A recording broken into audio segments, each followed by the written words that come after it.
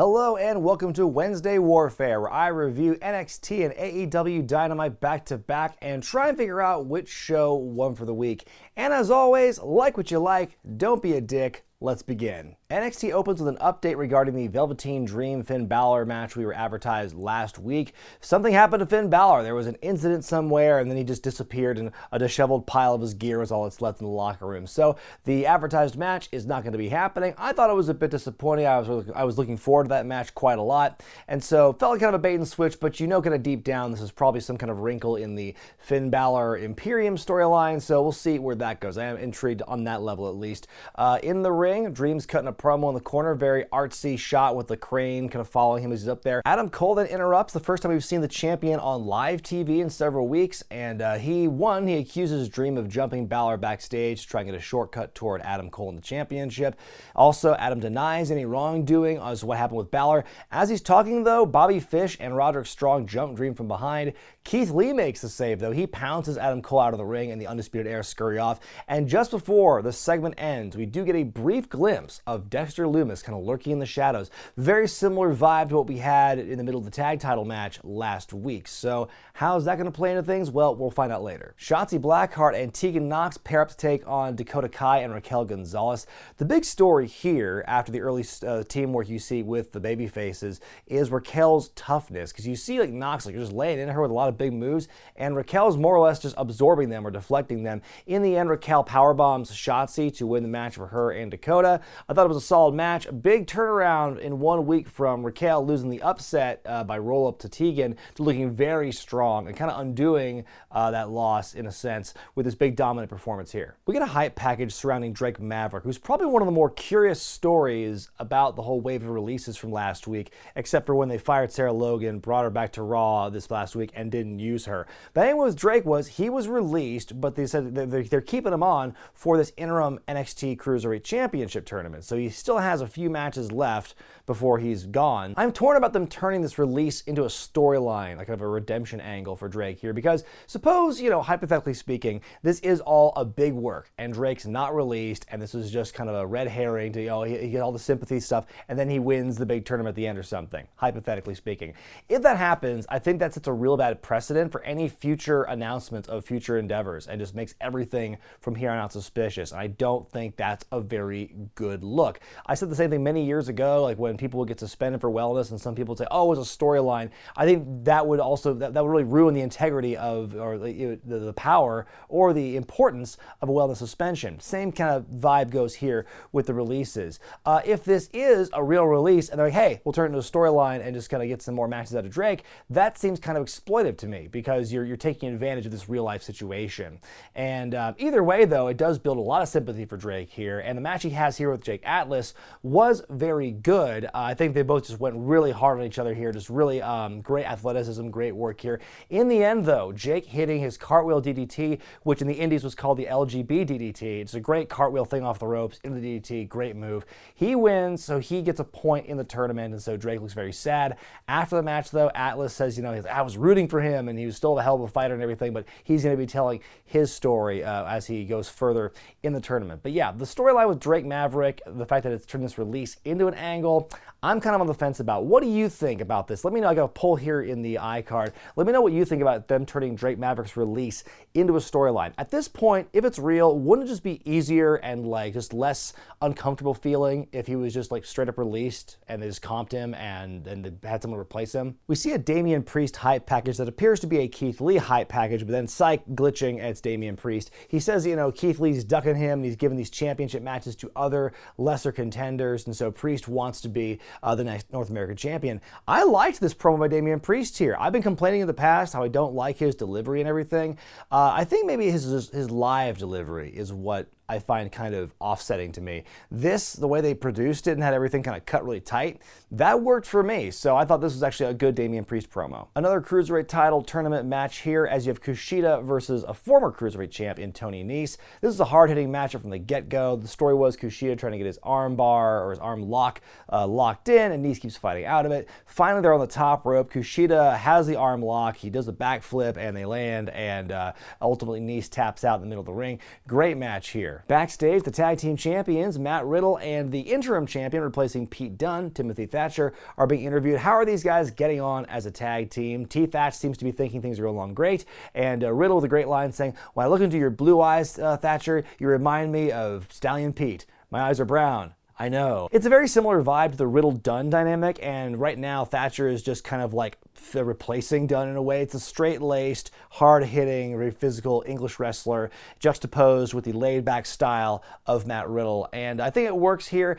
Right now, I've seen Pete Dunne, his chemistry with Riddle right now was a lot stronger. We're going to wait and see where the chemistry with Riddle and Thatcher goes, Thatcher as a performer, but yeah, this was, just more funny stuff with Matt Riddle being kind of that laid-back kind of guy. We then get a hype package for Karrion Kross, which is the new name for Killer Kross, who made his first real big impact last week, jumping Tommaso Ciampa from behind at the end of the show.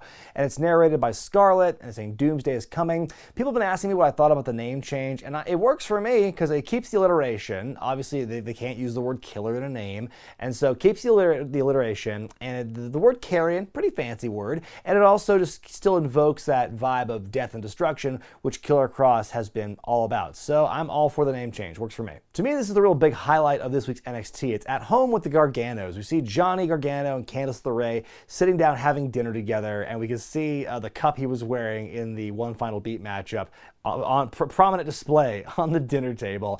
And we had this basically, the whole shtick of this is that Johnny and Candice are both mad at being the nice guy and then losing out all these opportunities. How all these bad people have stepped over them to get these big shots, while Johnny and Candice, they've just been trying to do right and be fan favorites and follow the rules, and it's not worked out for them ever. And so basically they're mad as hell. They're not going to take it anymore. It's a very justified heel kind of promo. It's a very, we've seen this kind of thing before where he's like, oh, being a fan favorite got me nothing, so I'm going to be, a bad guy now. We get that, and I think the way they deliver it here just has its venom to it. When they go into the hard-hitting stuff, the camera cuts to black and white, and it's this really weird effect, and everything's just darker. The contrast is darker. So we're seeing more of the dark side of Gargano and LeRae come out. But the best part is, at the very end, they're like, when we get what we want, then the good guys will win and we'll get what we deserve. It's like, oh man, they honestly believe in what they're doing, which is what makes a great heel, is when they really believe what they're doing is the good. They don't see themselves as evil. So I'm really excited about this. I've said in the past how I wasn't convinced about Johnny Gargano as a heel, but I think this promo really sold me on that idea for him and Candice. Really curious to see how they're going to portray Candice LeRae, bubbly, happy Candice LeRae as a heel. But if they're the justified, good, crusaders, but they're still doing these healers things, I'm curious to see how it goes. We get an Io Shirai promo on Charlotte. Then we see Drake Maverick looking real sad backstage, and he says, he's not just going against Jake Atlas, but also against himself. And then he says, maybe people were right about me all along. It really just makes Drake this super sympathetic guy. But like I said a few minutes ago, it just feels kind of awkward to me right now. Mia Yim takes on Jessie Kamea. It's a pretty short and sweet match to see as Mia pick up the win with Protect Her Neck. Then afterwards, Charlotte Flair shows up, the NXT Women's Champion. Mia says it'd be an honor to wrestle Charlotte, and then Charlotte with a huge backhanded compliment saying, 5 years ago, you helped pave the way for me to become a star. You've always been a good hand, and now I'm going to help make you a star. Real big kind of pat on the head moment for Charlotte here, and it really ramps up the heat and the disdain that, people have for her. It's kind of like playing into the, the online perception of Charlotte, and then just doubling down here, again, with how little she thinks of the NXT Women's Division. So it's a good build for Charlotte here. Curious to see, how the match with her and Mia is going to go. Robert Stone and Chelsea Green cutting a poolside promo talking about how great Chelsea is. Then we go to our final Cruiserweight title tournament match of the night as Jack Gallagher takes on El Hijo de Fantasma, making his on-air debut here. First time I've seen Jack in action in a very long time. I've not watched programs he's been on in the last about a year plus at this point here. He's changed his look quite a lot. I know I saw the tattoo, the big sailor tattoo in his chest a long time ago when he first got it, and he's got a new haircut, nice fancy fur vest for his entrance. I love the match. Fantasma was a blast to watch. He's a high flyer with some hard-hitting action to boot, and Gallagher, of course, is fun to watch as well. In the end, Fantasma wins with a Samoan driver. He then cuts a promo in Spanish after the match. Then after commercial break, we see an update where he's outside the building building by his car, and then those Lucha kidnappers roll up again in their van. But this time, Fantasma does what the other two captives could not do. He fights back. The henchmen get back in the van and drive off. So a bit of a roadblock, a stumbling block for these mysterious Lucha kidnappers. Where is this going to go? In your main event, Velveteen Dream and Keith Lee take on Adam Cole and Roderick Strong. As the match is beginning, though, first of all, I will say Adam Cole doing his whole Adam Cole Bebe shtick to no audience just sounds really weird. Anyway, as the match begins, though, referee's ejecting Bobby Fish. Well, he's distracted. Damien Priest attacks Keith Lee, hits him in the throat twice with the nightstick. Lee is out, and so it becomes a 2-on-1 handicap match for a while. All of a sudden, in pops Dexter Lumis. We saw him, like I said, creeping in the shadows last week at the top of the show tonight. Here he just pops up on the apron out of nowhere. I don't know what the legality of that is in a match like this. My favorite part here is just before the hot tag, the referee reminds him to grab the tag rope. He's like, oh. He just grabs the tag rope before the hot tag, and he's a house of fire. He basically sets up Velveteen Dream to ultimately put away Adam Cole with the Purple Rainmaker to win. So Dream gets a big win against the champion. This non-title environment here really gives him ammunition to fight eventually, to challenge for the NXT Championship. Tom Phillips, the great call, saying Adam Cole beat Adam Cole as we fade to black. I thought it was an interesting twist to bring Lumis into the match like this. I thought we'd see several more weeks of Lumis kind of doing his thing, creeping on the Undisputed Era before something like this, but this is a big declaration right here. I'm interested, I'm confused a little bit as to what Lumis's, where he falls on the face heel spectrum, where his allegiances lie. Is this going to turn into like a Dexter Lumis, like Adam Cole program or something? What is his beef with the Undisputed Era? So many questions regarding that really are they're keeping my interest right now. So yeah, I thought that was a great way to end the show. AEW begins with Cody in the command center, looking at all these different monitors at his desk of all the different contenders in the TNT Championship tournament. And after a pre-tape promo from Sammy Guevara, we go to the first match of the night in the tournament as Guevara takes on Darby Allin. It's a rematch from their bout at Revolution back in February. The action's fast from the get-go. Like they're brawling on the outside before the bell even rings. Guevara puts Darby on a ladder bridge, bridging the ring and the ring apron and the barricade. Does a big splash onto him, and the ladder does not give at all. It was brutal to watch. The match keeps going though, and Allin actually starts fighting back, attacking Sammy's ankle, like taking his shoe and his sock off and like beating up the ankle pretty aggressively, but Sammy is still able to work fairly well despite only wrestling with one shoe. Some great energy in this matchup. It's a different energy. It's not quite as insane as what they did on pay-per-view, but it's a lot more technical. But this one I think was still a great match. Ultimately, Allin wins with the Last Supper, his little grapevine into a roll-up. So we're going to get a Cody Darby Allin rematch in the next round of the tournament, which should be, I'm very excited about that one. With Cody, the way he's praised Darby in the past, even calling him like this generation's Sting, it's going to be a good one, I think. We get a video message from Matt Hardy where he calls out Chris Jericho, saying that Jericho didn't respond to his challenge for an elite deletion from a couple weeks ago. So now he says, well, maybe I should fight Sammy Guevara and have Sammy fight your battles. And then we get this interesting transition because now apparently Matt Hardy is able to go back and forth between the broken Matt Hardy and Matt Hardy regular, where he talks about how he's known Jericho for years and everything, and how he basically wants to save AEW from Chris Jericho and the Inner Circle because if they beat down all the big guys from the Elite, they can create chaos and they can capitalize on the chaos and take over. Matt doesn't want that because AEW is the future. He wants to get his hands on Chris Jericho. I thought that was very interesting that they had Matt alternate between the two different versions of himself. So will this be a recurring thing? How often will we get the yin and the yang of Matt Hardy? Time will tell, but I thought it was a very interesting device. Taz breaking down some of Kenny Omega's biggest moves in the ring, very ESPN style here. It took almost a year, but we're finally getting some of that like sports analytics that they were talking about at the very beginning when AEW was first announced more than a year ago. We go to Kenny Omega's match now against Alan Angels. Angels put up a good fight against Kenny, who really makes him look good, like almost a very kind of a similar level here, but ultimately Omega wins after a second V trigger. Good showing for Angels. It's probably the best thing the biggest takeaway out of this one. We get a Scorpio Sky like interview / vignette kind of thing where we get more about his life, like his upbringing, his relationship and his history in and out of the wrestling business, how he recovered from this big back injury kind of on his own, and how basically he had one decision, one last time he wants to try to make this wrestling thing work. And it ends on kind of a cliffhanger where it says, and in 2017, we formed SCU, and that's where it goes to be continued. So we'll see more of that, I guess, next week. I thought this was good stuff, showing Scorpio in this very like sympathetic light, humanizing him a lot more, and so I'm curious to see what's going to happen when Scorpio talks about SCU. And yeah, I thought this was a very well done package. Here's a big clash of styles as Jimmy Havoc takes on Orange Cassidy. Now, if you saw Cassidy's match against Packet Revolution, then what you'll see in this match is it follows a very similar blueprint. Beat down, beat down, beat down. Havoc is just whooping on Orange for a long time. My favorite part of this thing is Jericho with all these orange juice puns on commentary here. And then out of nowhere, Orange makes a big comeback, dives, and big DDTs. It is very similar, almost in the same order of moves as what he did with Pac, which is probably my biggest nitpick about this matchup here. On the top, this crazy bump Jimmy Havoc takes, where they're both on the top, Orange sweeps the legs, and Havoc does this big ass bump off the top rope, like flat back or upper back onto the mat. It was crazy. As Orange is making his comeback, Penelope Ford gets involved, and then Kip Sabian dives over her onto the Best Friends. And in the distraction, though, Orange is able to roll up Havoc for the win. And then right after that, though, Sabian and Havoc beat him up, and then they run away. So yeah, nice to see Orange get the win. Like I said, I think his comeback was a little samey to what he did with Pac, so I think a lot of the anticipation and kind of like the from that kind of dissipated a little bit, I feel. More build with Sabian and Havoc as a tandem.